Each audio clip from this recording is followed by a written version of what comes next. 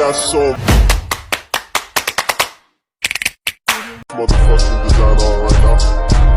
Bring it down, bring it down, bring it down. I got 3 old guys to Menjelaskan mengenai pasar uang rupiah dan valuta asing. Yang pertama yaitu kita memahami pengertian dan fungsi dari pasar uang.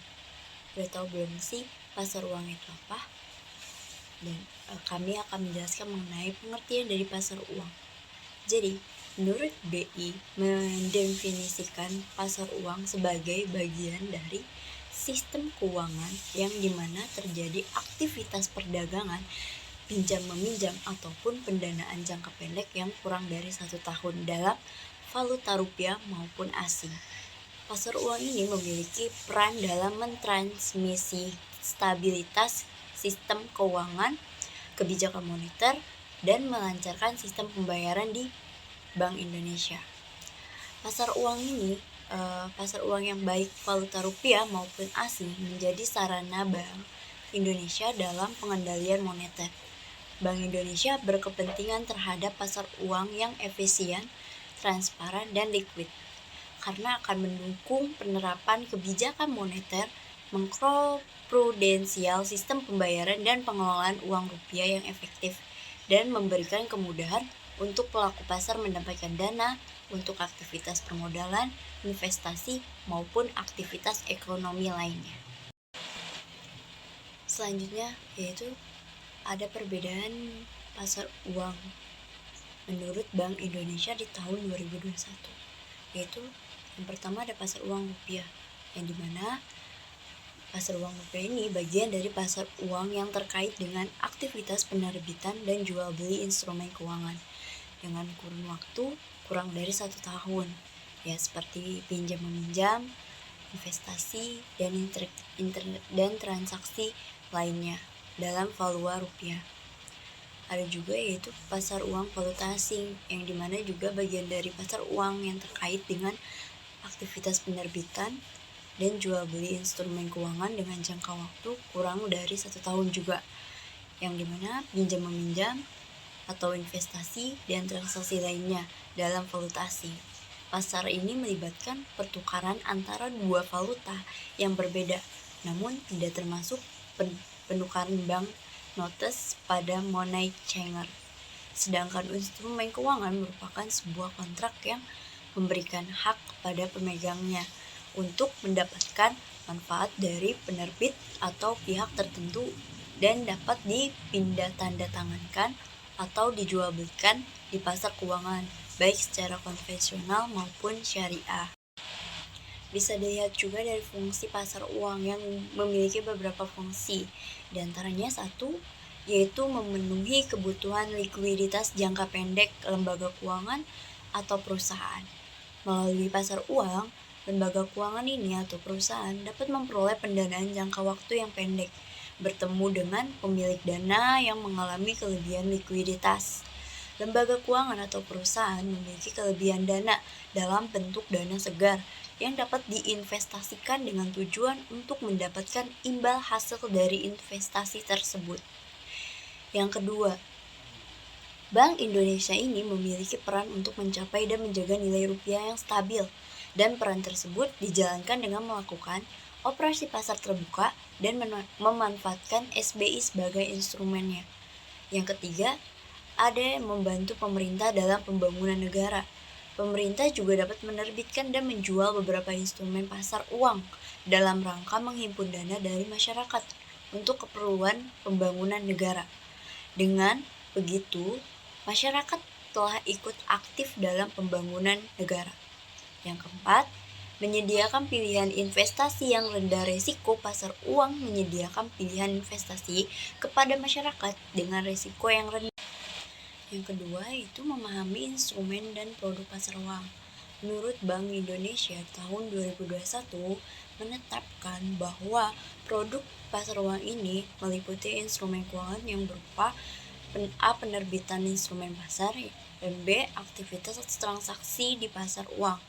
Jadi ini juga dapat diterapkan untuk yang berprinsip syariah, tidak hanya konvensional saja.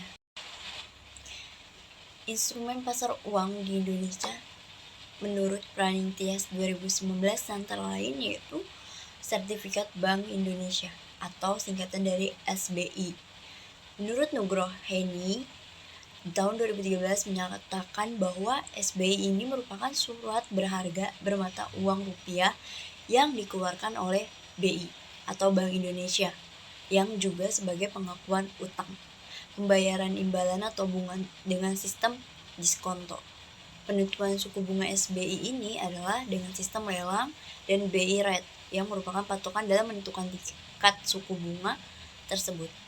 Jika BI rate naik, suku bunga SBI juga akan naik. SBI juga adalah instrumen yang menawarkan imbal hasil yang kompetitif serta bebas risiko atau risk free, gagal bayar. Yang kedua ada surat berharga pasar uang atau SBPU. Armedi menyatakan bahwa BPU merupakan surat berharga dengan jangka pendek dalam mata uang rupiah yang dapat dijual belikan di pasar uang.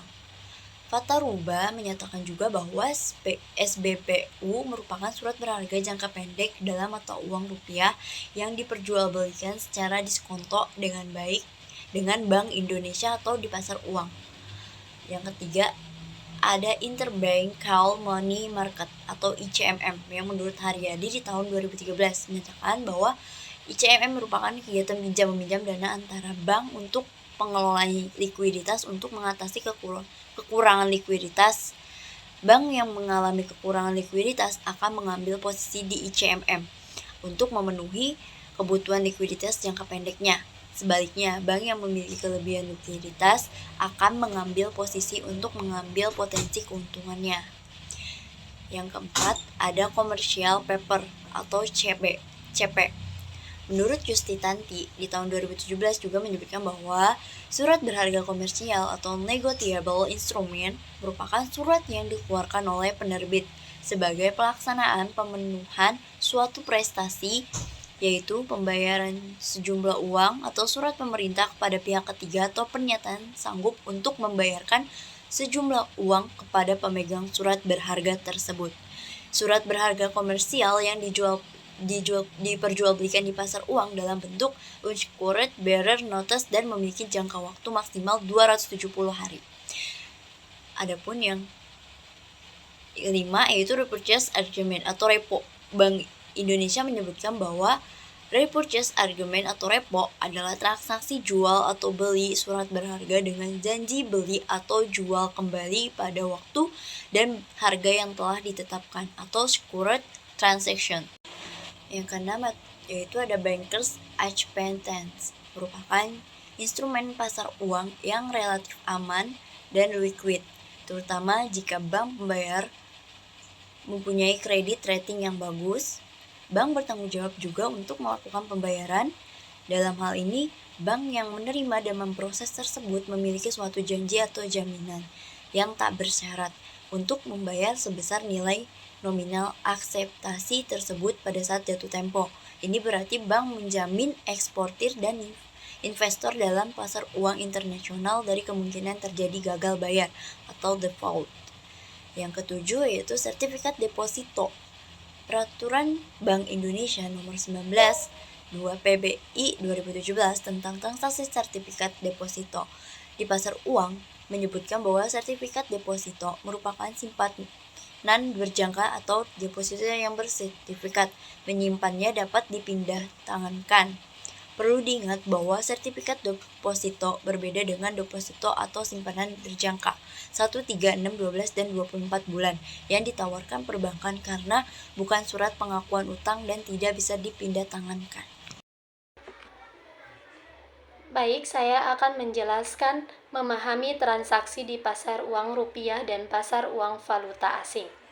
Transaksi di pasar uang rupiah merupakan Bank Indonesia yang menetapkan bahwa transaksi di pasar uang rupiah dan pasar uang valuta asing meliputi 1.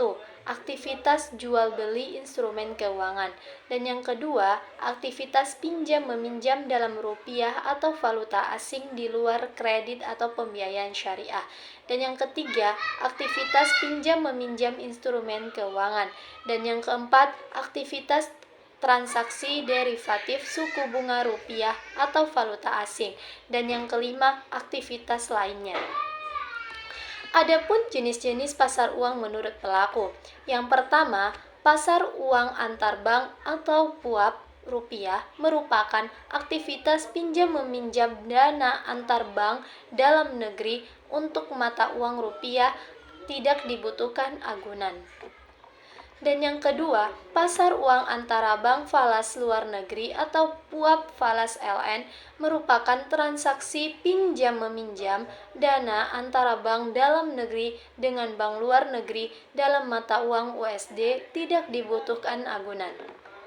Dan yang ketiga, pasar uang antar bank syariah atau PUAS rupiah merupakan aktivitas keuangan jangka pendek antar bank berdasarkan prinsip syariah untuk mata uang rupiah atau valuta asing. Dalam transaksi spot merupakan aktivitas jual beli antar valuta asing dan valuta rupiah, di mana penyerahan dana dilaksanakan 2 hari kerja setelah tanggal aktivitas tersebut. Baik, terima kasih. Audio Jungle.